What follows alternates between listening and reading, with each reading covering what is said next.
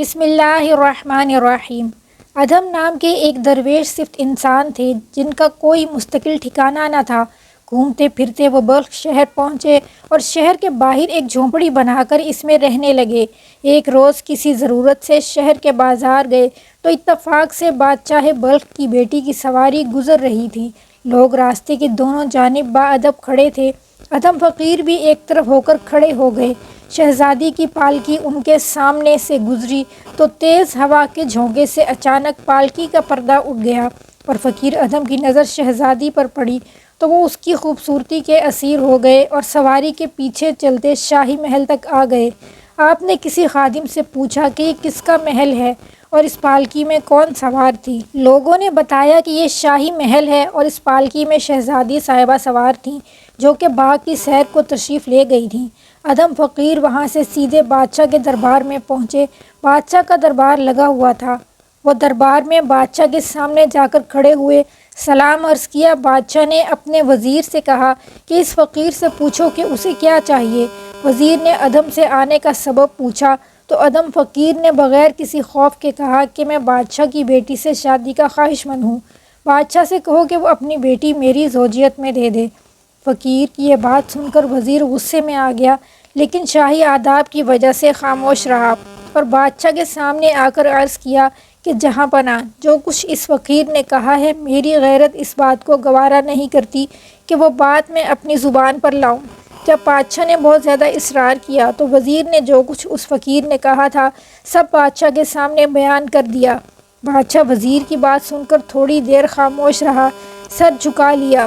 پھر اس نے ادھم فقیر کو اپنے پاس بلایا، اس کا حسب نسب پوچھا۔ جب اسے ان کے اعلیٰ نسبی ہونے کا علم ہوا تو اس نے کہا کہ اے درویش، اطمینان رکھو، تمہارے اعلیٰ نسب ہونے کی وجہ سے مجھے تمہارے ساتھ اپنی بیٹی کا رشتہ کرنے میں کوئی اعتراض نہیں، لیکن تھوڑا انتظار کرو، میں شہزادی کی والدہ اور شہزادی سے مشورہ کر کے ہی تمہیں جواب دوں گا۔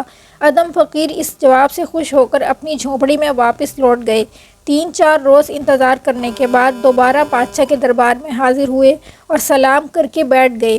بلخ کا بادشاہ اپنی بیٹی کی شادی ادھم فقیر سے کرنے پر راضی تھا لیکن اس کے وزیر کو یہ بات بہت گراں گزری کہ بادشاہ کی بیٹی جو کہ ایک شہزادی ہے اسے کیسے ایک فقیر سے بیاہ دیا جائے۔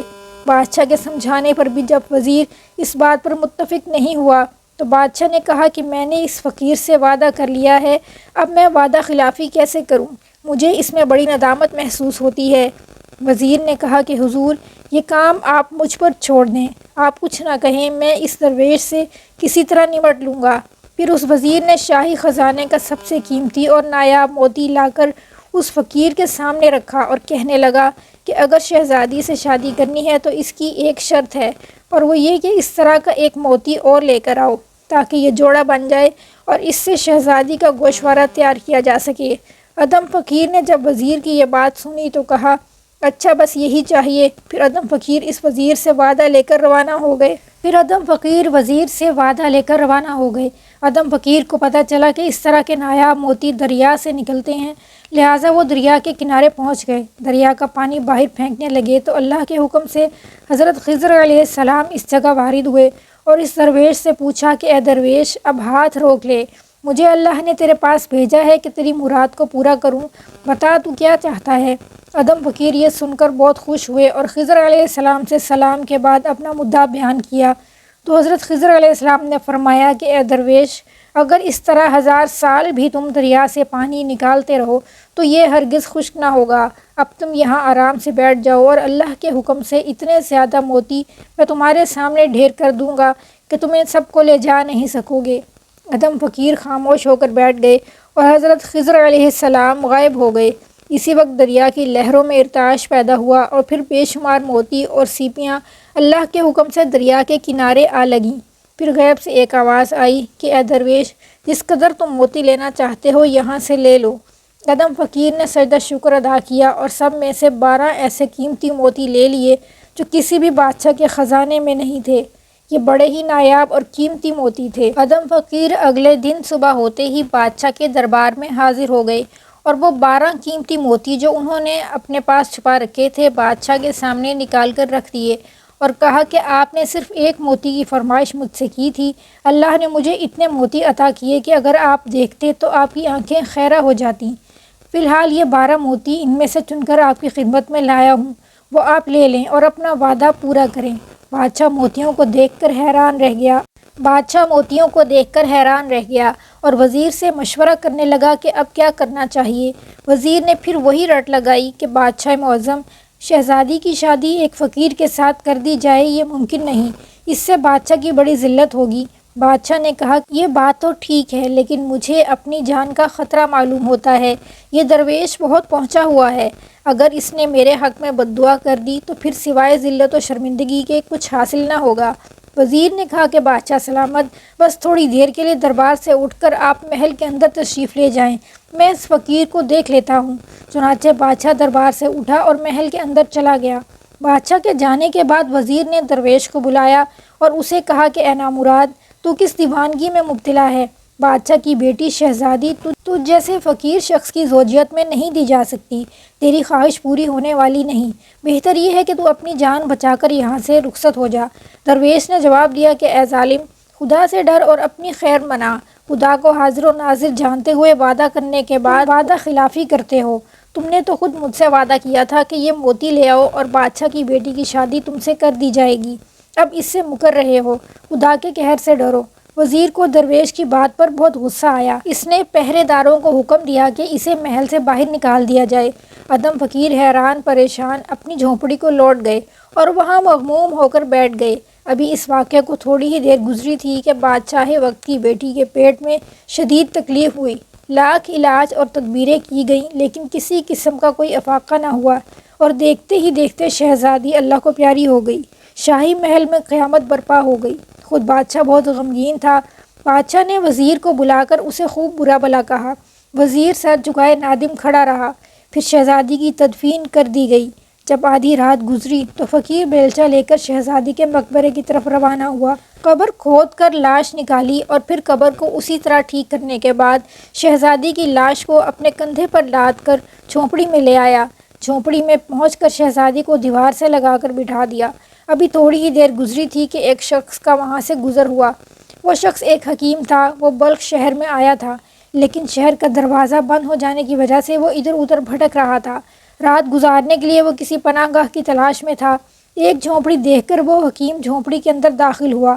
اندر جا کر کیا دیکھتا ہے کہ یہاں کوئی شخص موجود نہیں اور ایک حسین لڑکی دیوار کے سہارے بے حس و حرکت بیٹھی ہے۔ تو اس حکیم نے اس کی نبض کو دیکھا۔ اسے معلوم ہوا کہ اس لڑکی کو سکتے کا مرض لاحق ہے۔ ابھی وہ لڑکی زندہ تھی۔ فوراً اس نے نشتر دے کر اس شہزادی کا تھوڑا سا خون نکال لیا اور چشم زدن میں شہزادی نے آنکھیں کھول دیں۔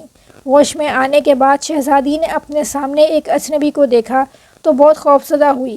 اس نے حکیم سے پوچھا کہ سچ سچ بتاؤ کہ میں یہاں کس طرح آئی ہوں؟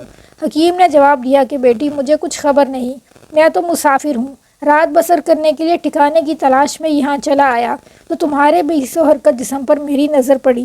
معائنے سے تمہارے مرض کا پتہ چلا، میں نے فوراً علاج شروع کیا اور اللہ نے تمہیں شفا بخشی۔